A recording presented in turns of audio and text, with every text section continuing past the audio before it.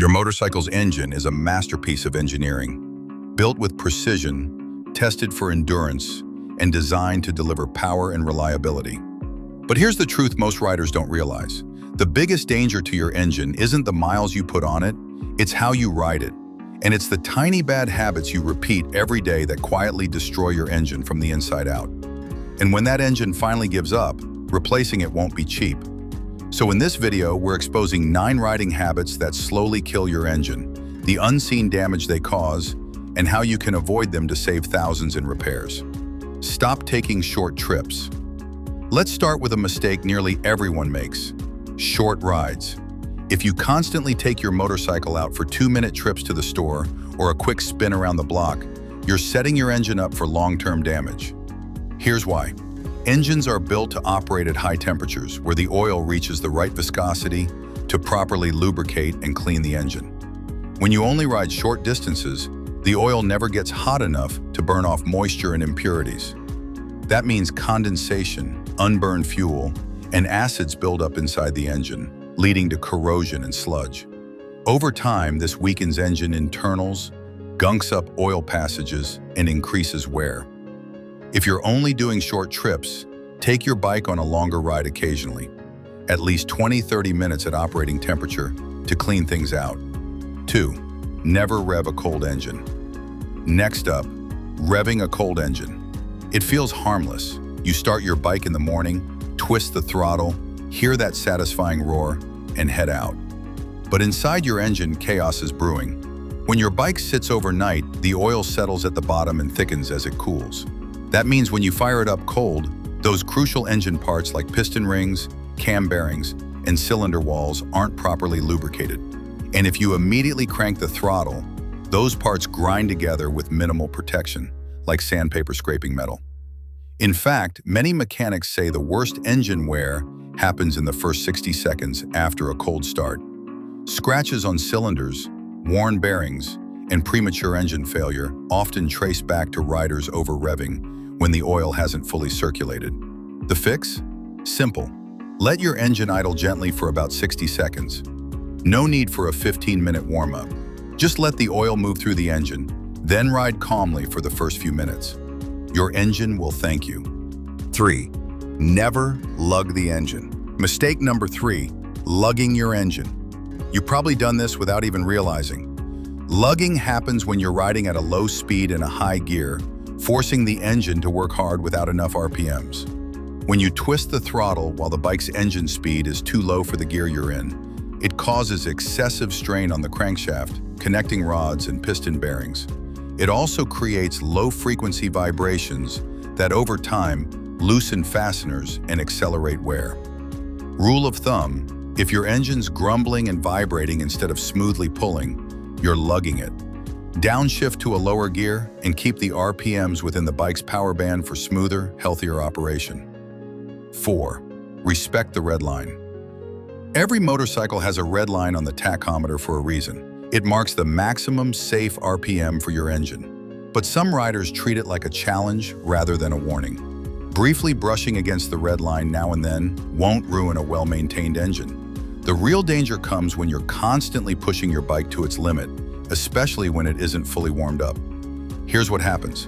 At extremely high RPMs, engine components like valves, springs, and timing chains are moving at incredible speeds.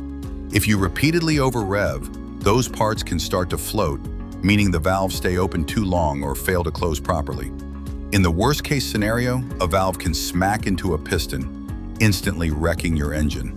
Even if that dramatic failure doesn't happen, constant redlining accelerates wear on your crank bearings, rod bearings, valve guides, and cylinder walls. One rider found out the hard way. After a few months of redlining during every ride, including cold starts, his valves started clattering and his power noticeably dropped. His mechanic opened the engine to find worn piston rings and stretched timing components. Bottom line, use your RPMs wisely. It's fine to let the engine breathe now and then, but avoid living at the red line. A smooth, controlled ride keeps your engine young and healthy. 5. Aggressive downshifting without rev matching. Engine braking feels good. That satisfying bark when you downshift aggressively into a corner is addicting. but doing it carelessly can be brutal on your engine. When you downshift without matching your engine speed to your wheel speed, the sudden jump in RPM sends a shock through your drivetrain. It's basically an instant over-rev. This sudden force stresses your valves, lifters, clutch, and timing chain. Over time, those quick RPM spikes cause valves to float, timing chains to stretch, and clutch plates to wear unevenly. To avoid this, practice rev matching.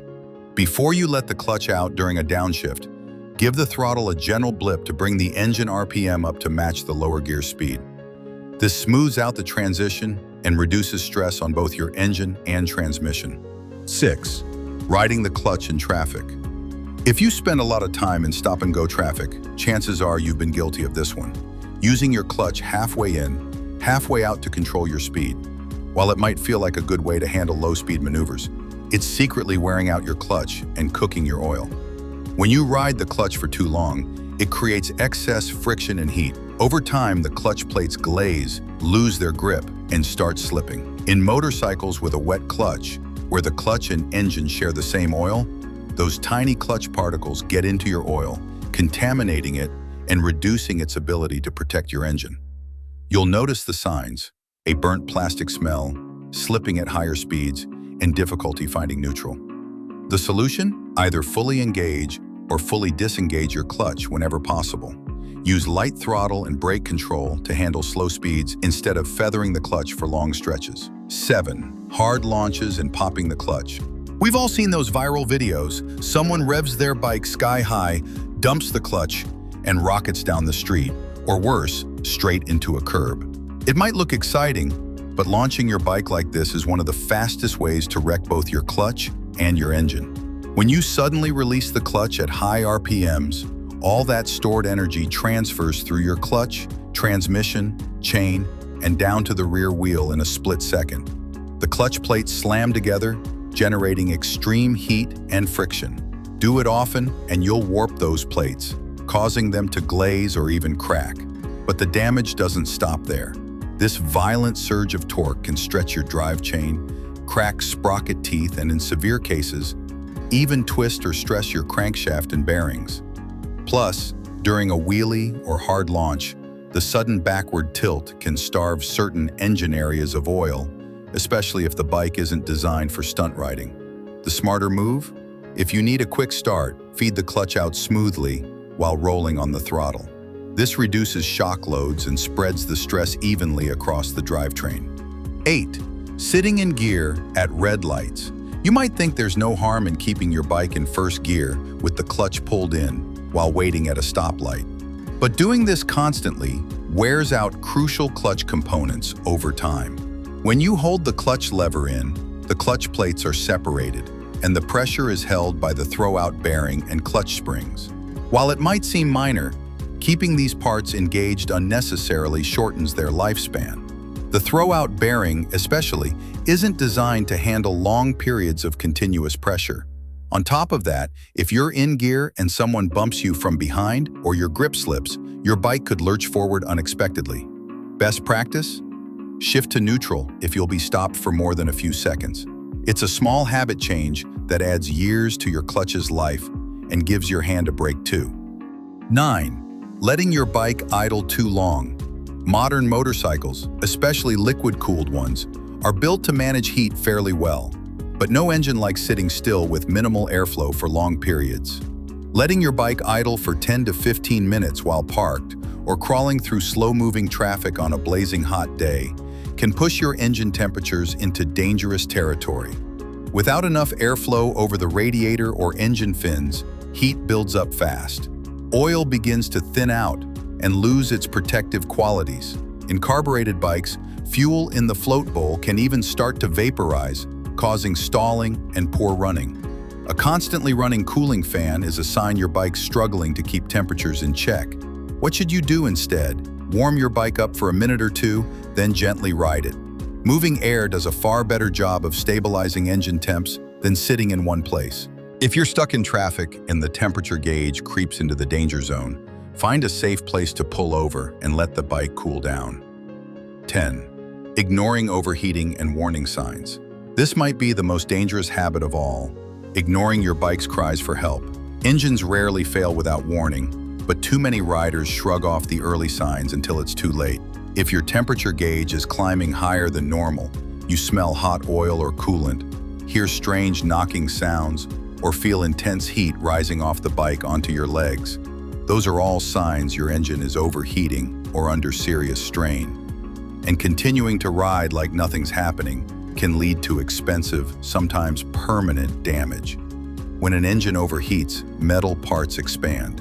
If the piston swells too much inside the cylinder, it can seize up, scuff the cylinder walls, and warp the head. Gaskets start to leak, oil turns to sludge, and valves can stick or fail entirely. In extreme cases, you could even crack the engine block. Modern bikes try to protect themselves. Some will cut power automatically or boil over coolant to alert the rider. But the smartest move is to stay ahead of the problem. Here's what to watch for: rising temp gauge or warning lights, pinging or knocking noises under load, the smell of hot coolant or burning oil, steam coming from the engine area. If any of these show up, pull over immediately. Turn off the engine, let it cool down naturally, and check your coolant and oil levels before restarting. Fixing a minor cooling issue is far cheaper than rebuilding an entire top end. Final takeaway. At the end of the day, motorcycles are machines built to be ridden, but like anything finely engineered, they only last if treated with care. The little habits you practice every day either keep your engine young or slowly wear it down. Avoid revving a cold engine, don't lug it in the wrong gear, rev match your downshifts, let the bike warm up with a ride, not an idle session. Use your clutch with purpose, and always pay attention to what your bike is trying to tell you. It's these tiny adjustments that make the difference between an engine that lasts 10,000 miles and one that runs beautifully for 100,000. If you found this helpful, hit that like button and subscribe for more smart motorcycle tips to protect your ride and your wallet. And let us know in the comments, which bad habit are you guilty of? I'll admit, mine was revving cold engines when I first started out. Thanks for watching, ride safe, and we'll catch you in the next one.